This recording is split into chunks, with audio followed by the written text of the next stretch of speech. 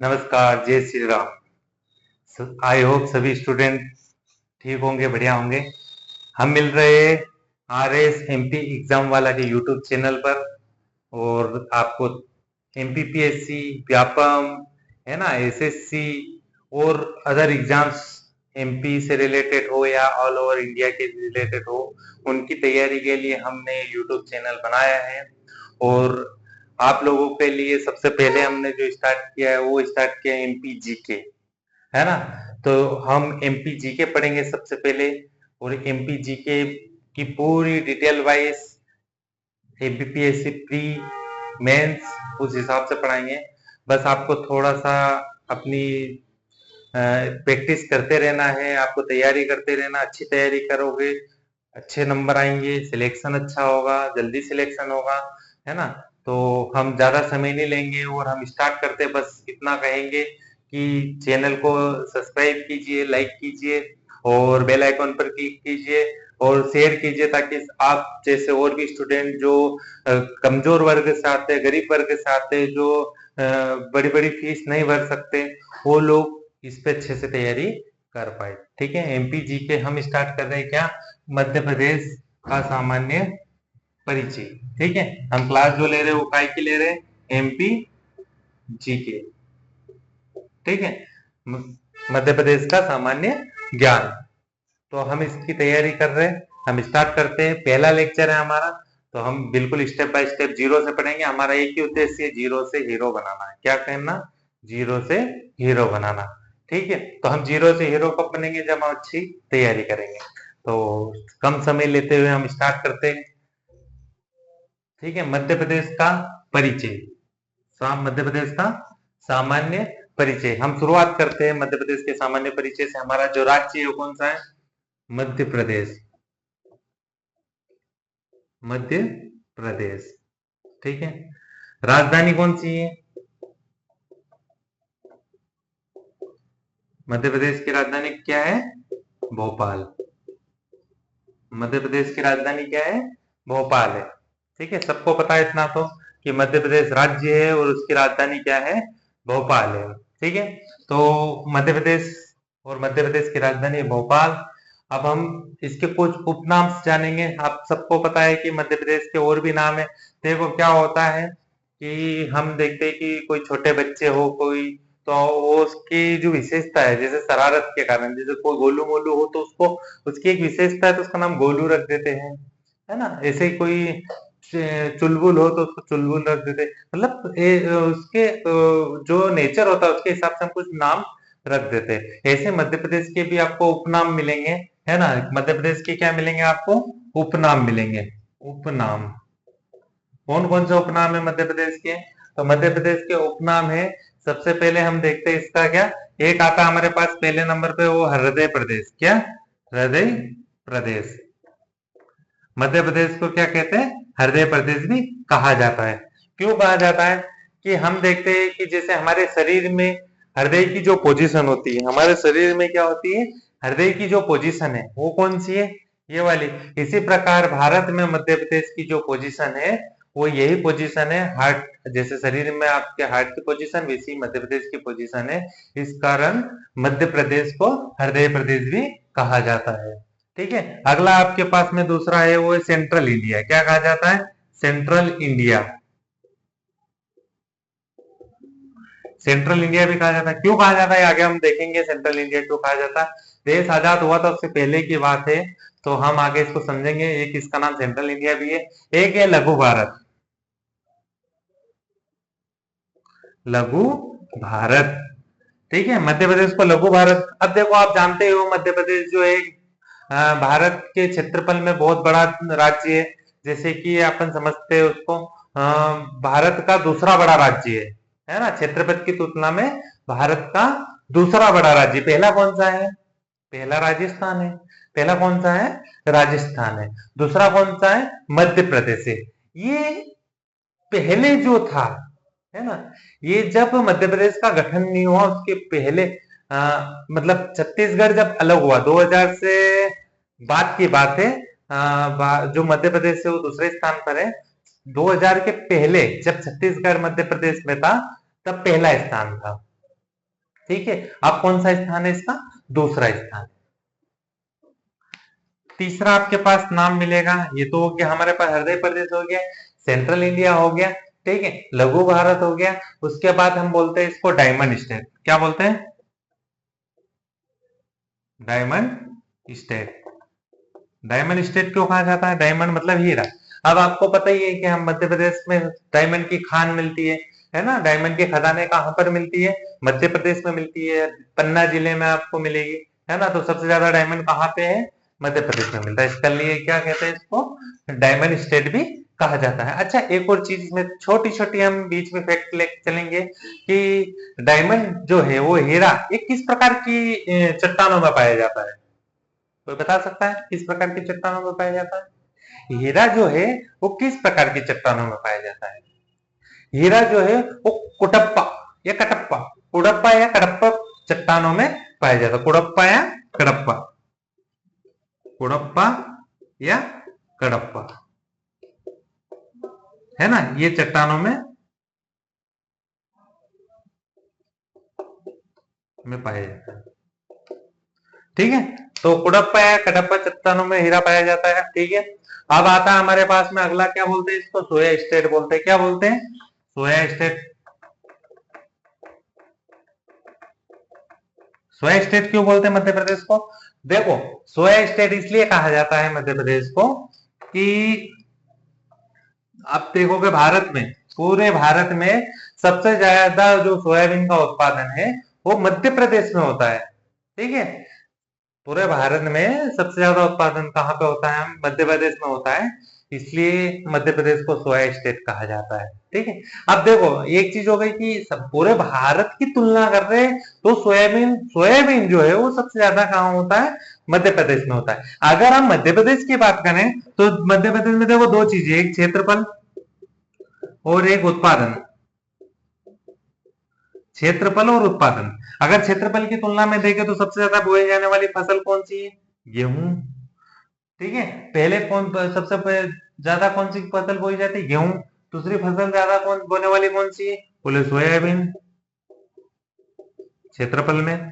फिर फिर बोले चना, फिर बोले धान, ठीक है। लेकिन उत्पादन की जब बात करें, किसकी? उत्पादन की। यहां किसकी बात हो रही है?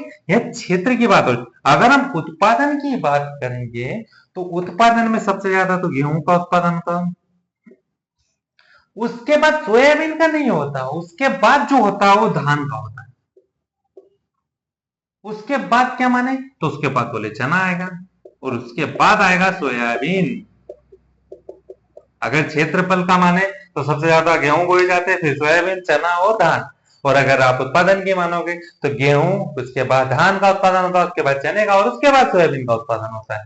तो उत्पादन के मामले में सोयाबीन अपना चौथे नंबर की फसल में आता है।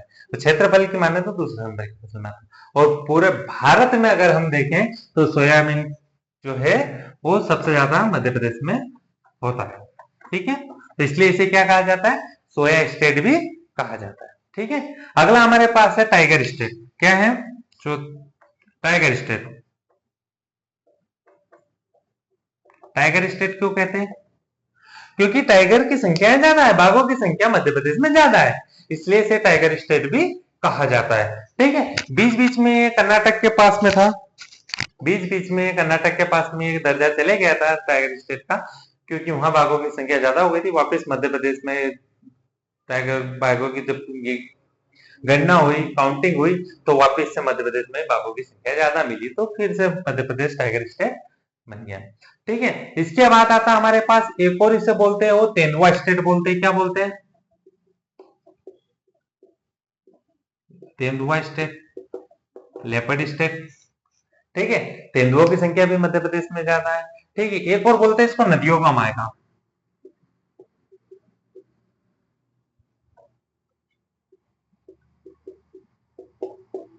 नदियों का मायका, नदियों का मायका भी कहा जाता है।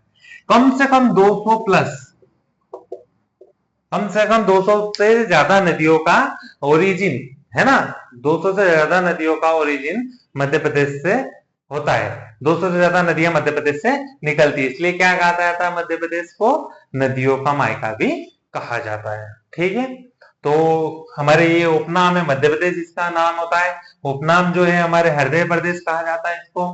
ठीक है, सेंट्रल इंडिया कहा जाता है, लघु भारत कहा जाता है, डायमंड स्टेट कहा जाता है, सोया स्टेट कहा जाता है, टाइगर स्टेट कहा जाता है, लेपर्ड स्टेट, तेंदुआ स्टेट कहते हैं, लेपर्ड मतलब तेंदुआ है ना। नदियों का मायका कहा जाता है, क्यों? क्योंकि 200 से ज्यादा नदियां मध्य प्रदेश से निकलती हैं, यहाँ पे इसका ओरिजिन होता है। ठीक है, तो ये इसके उपनाम होते हैं। आगे समझ में? ठीक है, अब हम बात करते हैं यहाँ पे मध्य प्रदेश की जो राजधानी है। ठीक है, जो मध्य प्रदेश की राजधानी वो तो भोपाल है। ठीक है, कुछ राजधानियां और भी होती है मध्य प्रदेश की। एक है जैसे कि हम ग्रीष्मकालीन राजधानी, ग्रीष्मकालीन राजधानी, तो ग्रीष्मकालीन राजधानी कौन सी है? तो वो है पचमढ़ी। कौन सी? पचमढ़ी। पचमढ़ी क्या है? ग्रीष्मकालीन राजधानी है। क्यों पचमढ़ी? देखो, आप देखोगे बहुत ज्यादा गर्मियां होती, लोग गर्मियों में कहा जाते हैं पचमढ़ी घूमने जाते हैं। क्यों जाते हैं? क्योंकि पचमढ़ी एक शीतलता है, वहां पर बहुत शीतलता है। ठीक है, तो वहां पे घूमने जाते हैं। तो ग्रीष्मकालीन राजधानी किसे कहा गया? पर्यटकों की संख्या भी बहुत जाती है वहां पे, इसलिए इसे क्या कहा गया है? ग्रीष्मकालीन राजधानी किसे कहा गया? पचमढ़ी को। ठीक है, वो ये कौन से जिले में है? तो ये कौन से डिस्ट्रिक्ट में? ये है नर्मदापुरम, मतलब जिसका नाम होशंगाबाद था उसका नाम चेंज हो गया, नर्मदापुरम हो गया, नर्मदापुरम जिले में। ठीक है, और कौन सी मेकल श्रेणी? तो महादेव मेकल श्रेणी। कहां पर उपस्थित है? महादेव मेकल श्रेणी पर उपस्थित है। ठीक है, तो इसे पचमढ़ी को क्या कहा गया है? सतपुड़ा की रानी भी कहा गया है, सतपुड़ा की रानी। सतपुड़ा की रानी किसे कहते हैं? पचमढ़ी को बोलते हैं। किसे बोलते हैं? पचमढ़ी को बोलते हैं। सतपुड़ा की रानी पचमढ़ी को बोलते हैं। ग्रीष्मकालीन जो राजधानी कौन सी है? पचमढ़ी है। ठीक है, तो एक आ गया आपके पास ग्रीष्मकालीन राजधानी पचमढ़ी। किसी को स्क्रीनशॉट लेना ले लो, है ना, लिखना हो तो नोट कर लीजिएगा, नोट करोगे तो ज्यादा फायदा है ना, और नोट करने से याद भी अच्छे से रहेगा। ठीक है, तो हमारे पास ग्रीष्मकालीन राजधानी जो है वो पचमढ़ी है। उसके बाद एक और राजधानी होती है हमारे पास व्यावसायिक राजधानी। मध्य प्रदेश की व्यावसायिक राजधानी कौन सी है? तो इंदौर। इंदौर क्या है? व्यावसायिक राजधानी। हम देखा कि उद्योग बहुत ज्यादा इंदौर, इंदौर में देखोगे पीतमपुर हो गया, कपड़ा उद्योग वगैरह बहुत सारे मिलेंगे। हमारे यहाँ पे क्या है, मालवा में जो काली मिट्टी होती है, काली मिट्टी में कपास की फसल ज्यादा होती है, और जहाँ कपास ज्यादा होगा वहां तो कपड़े बनेंगे इससे ज्यादा। ठीक है, तो यहाँ पे कपड़ा उद्योग बहुत सारे है, तो इस कारण से ये क्या है, इंडस्ट्रियल इलाका होने के कारण इसे व्यावसायिक राजधानी भी कहते हैं। ठीक है, खेल राजधानी कहीं से कहीं मध्य प्रदेश में जो इंदौर है उसका बहुत बड़ा योगदान है खेल के मामले में भी, तो इसलिए हमारे खेल राजधानी भी कौन सी मानी गई है? हमारी इंदौर को माना गया है। ठीक है, तो इंदौर क्या है? व्यावसायिक राजधानी भी है ना, कमर्शियल, आपकी कमर्शियल राजधानी भी है और खेल राजधानी भी है। ठीक है, आया समझ में? अब उसके बाद में अगला आता है हमारे पास में, यहाँ पे देखेंगे हम कोयला। मध्य प्रदेश की कोयला राजधानी,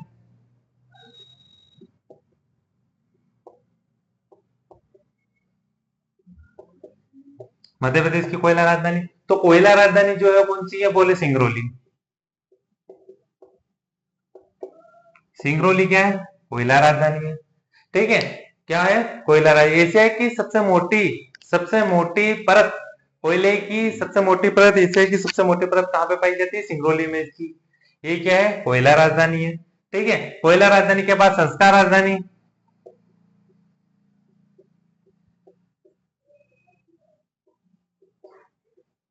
संस्कार राजधानी जो है वो जबलपुर। राजनीति का पहले से आपको गढ़ रहा है जबलपुर, देखोगे तो आप पहले से ही, देश आजाद नहीं होता उससे पहले जबलपुर का नाम आता है, राजनीतिक एक्टिविटी वहां पहले से रही है। पहले भी इसको राजधानी, हालांकि जबलपुर को ही बनाना था लेकिन नहीं बनाया, भोपाल को बनाया, है ना। तो जबलपुर क्या है? संस्कार राजधानी है। उसके बाद होती है ऊर्जा राजधानी।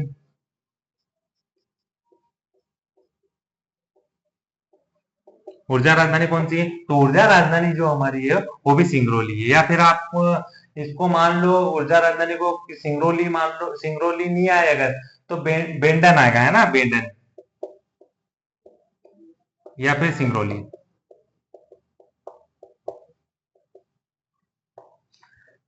ठीक है, ऊर्जा राजधानी कौन सी, बेडन या सिंगरौली।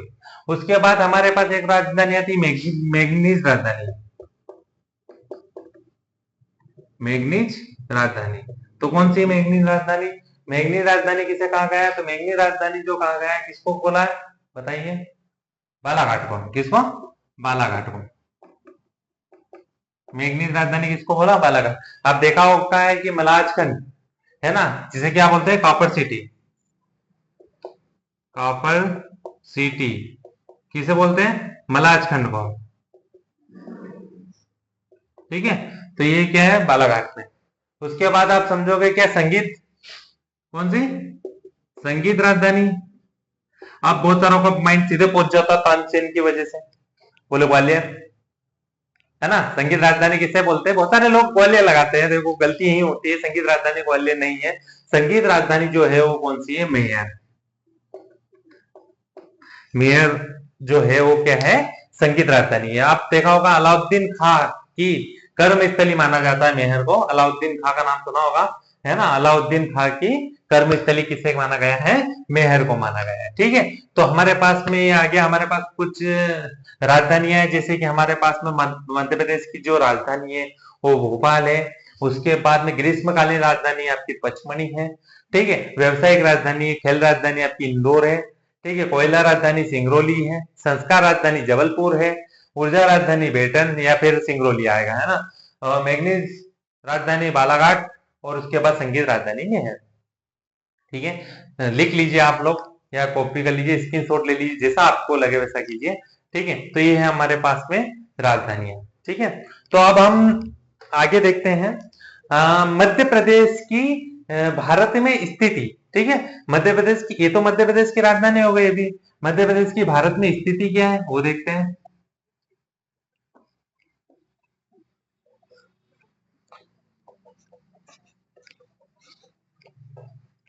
क्या है मध्य प्रदेश की भारत में स्थिति, मध्य प्रदेश की भारत में स्थिति। ठीक है, मध्य प्रदेश की भारत में स्थिति क्या है, तो जो क्षेत्रफल के मामले में, क्षेत्रफल के मामले में अगर देखा जाए तो मध्य प्रदेश क्या है, दूसरा बड़ा राज्य।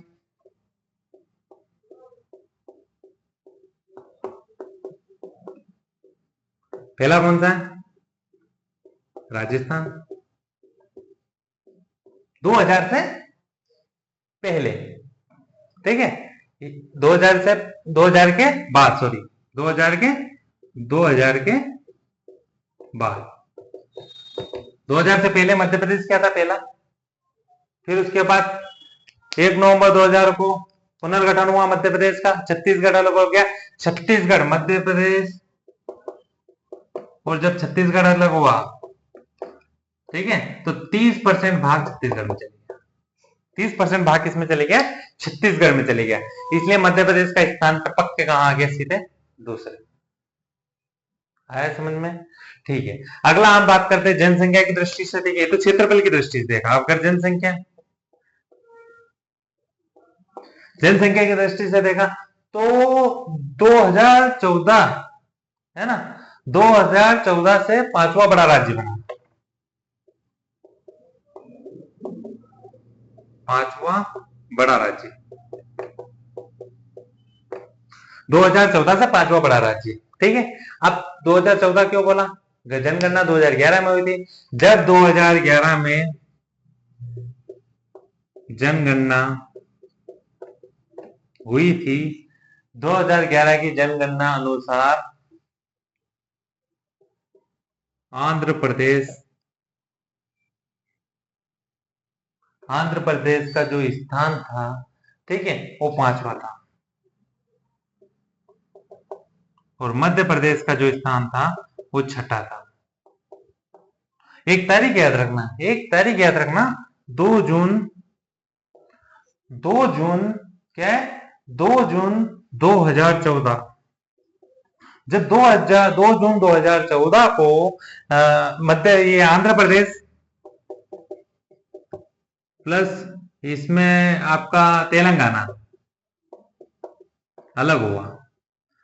तो ये आंध्र प्रदेश जो तेलंगाना अलग हुआ, तब मध्य प्रदेश टपक के छठे से सीधा कहां पहुंच गया, पांचवें। तो अब पांचवा बड़ा राज्य मध्य प्रदेश है। ठीक है, पहले कौन था, आंध्र प्रदेश था।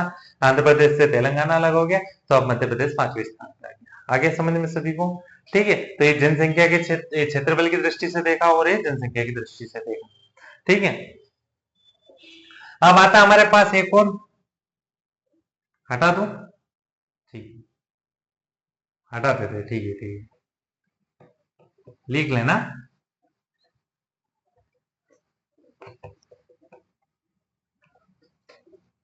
चलो अगला आपके पास में साक्षरता की दृष्टि से देख लेते हैं। अब साक्षरता समझते हो क्या होता है, ऐसा नहीं कि ग्रेजुएट। साक्षरता का मतलब है जो पढ़ समझ और लिख सकता है वो साक्षर होता है। जो पढ़ ले, समझ ले, लिख ले, वो साक्षर होता है। साक्षरता की दृष्टि से अगर देखें तो हमारा मध्य प्रदेश का जो स्थान है 28वां है।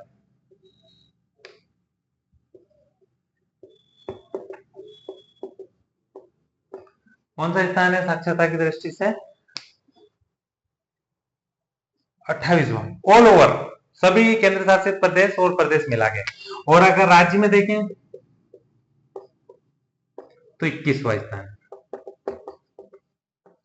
राज्य की दृष्टि से देखा जाए, जो केंद्र शासित प्रदेश को अलग हटा दें, हम राज्य को देखें तो कौन सा स्थान है, 21वां। और अगर हम ऑल ओवर देखेंगे प्रदेश को तो फिर हमारा फिर क्या है, 28वें स्थान पर।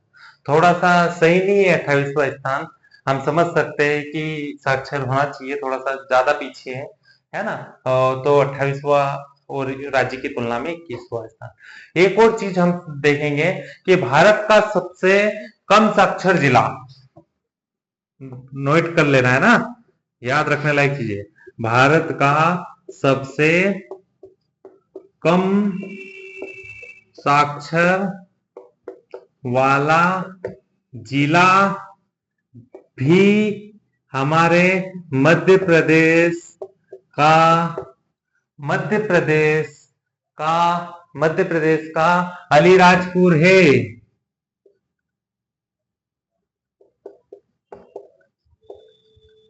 मध्य प्रदेश का अलीराजपुर जिला क्या है, भारत का सबसे कम साक्षर जिला है। अगर पूछा जाएगा, इंपॉर्टेंट क्वेश्चन, भारत का सबसे कम साक्षर जिला कौन सा है, तो वो अलीराजपुर है और मध्य प्रदेश का जिला है। ठीक है, तो ये हमें याद रखना है। मध्य प्रदेश का 28वां स्थान है और राज्य की तुलना में 11वां स्थान। ठीक है, अब आते हैं हमारे पास, हम एक और चीज देख लेते हैं, लिंगानुपात। लिंगानुपात समझते हो, कितने 1000 पुरुष में कितनी महिला। ठीक है, तो इसे लिंगानुपात बोलते हैं। ठीक है, तो लिंगानुपात में मध्य प्रदेश के भारत में स्थिति है 20वां है ना। और राज्य में मध्य प्रदेश की स्थिति जो राज्य में है वो कौन सी है, 18वीं। ये ऑल ओवर इंडिया की बात कर रहा है, मतलब सभी केंद्र शासित प्रदेश और प्रदेश मिला के। और अगर राज्य की बात करेंगे सिर्फ, तो फिर 18वां स्थान है। ठीक है, अगला है एसटी जनसंख्या।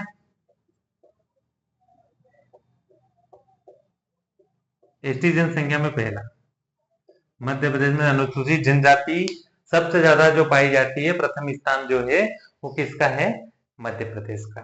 ठीक है, तो ये हमारी जो थी, ये था हमारा मध्य प्रदेश की भारत में स्थिति। ठीक है, तो नोट कर लीजिए आप लोग। और देखो, हम स्टेप बाय स्टेप एक एक स्टेप पढ़ेंगे। ठीक है, एक साथ कोई डाटा नहीं पढ़ेंगे हम, है ना। कर दो, आउट कर दो, रफ कर देता हूं मैं। ठीक है, एक बार स्क्रीनशॉट ले लीजिए।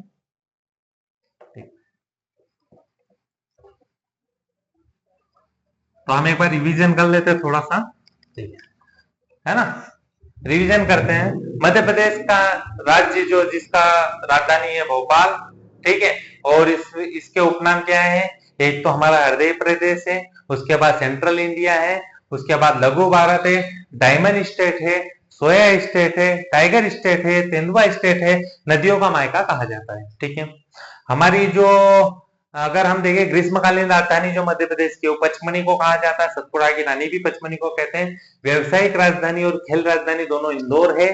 ठीक है, कोयला राजधानी हमारी सिंगरौली है, संस्कार राजधानी जबलपुर है, और उसके बाद में हमारी ऊर्जा राजधानी क्या है, ऊर्जा राजधानी जो है वो मेंढन है सिंगरौली, ठीक है।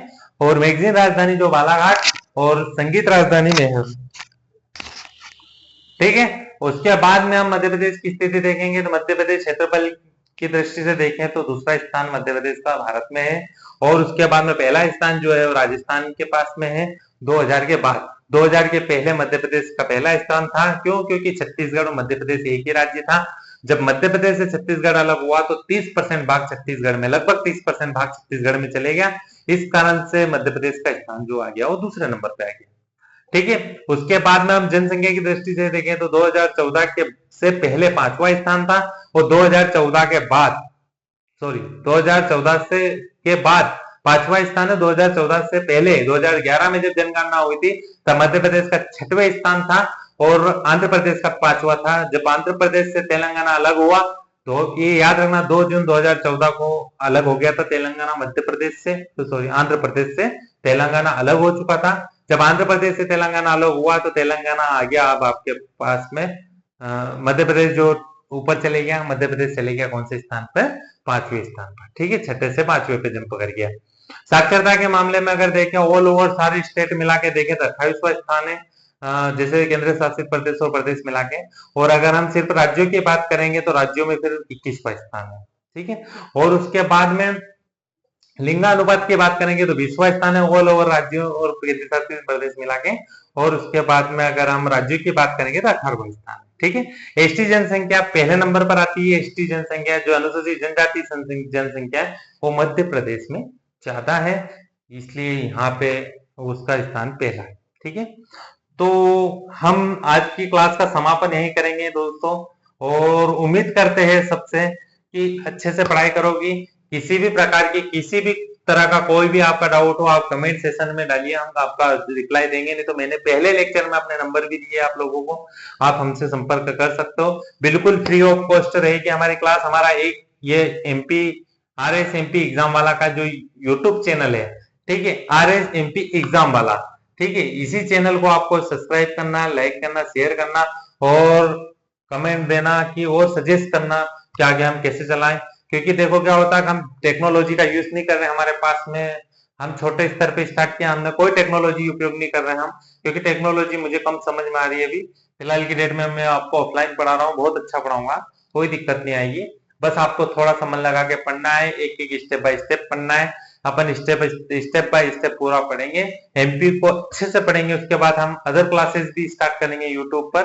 फैकल्टी तैयार है और नोट्स की चिंता मत कीजिए, आप बनाइए। मैं जैसे पढ़ा रहा हूँ वैसे नोट्स बना सकते हैं, बनाओगे ज्यादा अच्छा रहेगा, नहीं तो फिर नोट्स प्रोवाइड आगे जाके हम करवाएंगे इसी, ठीक है।